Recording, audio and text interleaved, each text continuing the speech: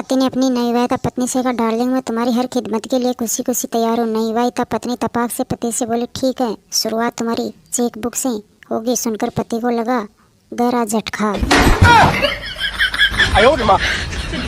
रात राकेश की बीवी के दांत में बहुत तेज दर्द हो रहा था। बेचारी रो रही थी, राकेश अगर ये मेरा दांत होता तो मैंने उसे कब का खींच कर निकाल दिया होता। बीवी बोली, अगर ये तुम्हारा दांत होता तो मैंने भी उसे कब का खींच कर निकाल दिया होता।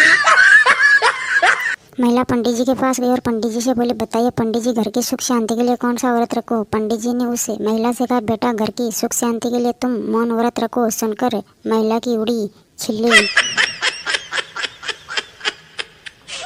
टीचर ने बच्चे से पूछा, एक औरत 1 घंटे में 50 रोटी बनाती है तो 3 औरतें 1 घंटे में कितनी रोटी बनाएगी। बच्चा टीचर से बोला, एक भी नहीं, क्योंकि तीनों मिलकर सिर्फ चुगली करेगी। जवाब सुनकर टीचर भी हुई बेहोश।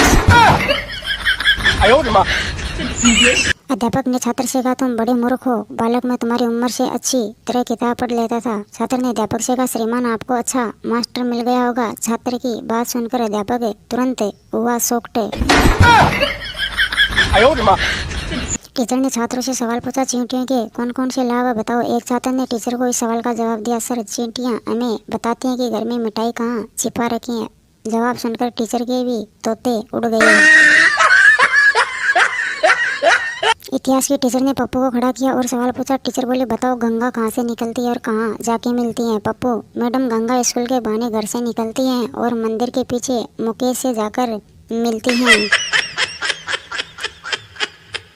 टीचर ने कहा, अच्छा बच्चों बताओ फल कौन कौन से होते हैं। बच्चा बोला, बनाना, एप्पल, मैंगो वगैरह। टीचर ने कहा, और बताओ। बच्चा टीचर से बोला, बस और सब बढ़िया, ऊपर वाले की कृपा है। आप बताओ आपका क्या हाल चाल है।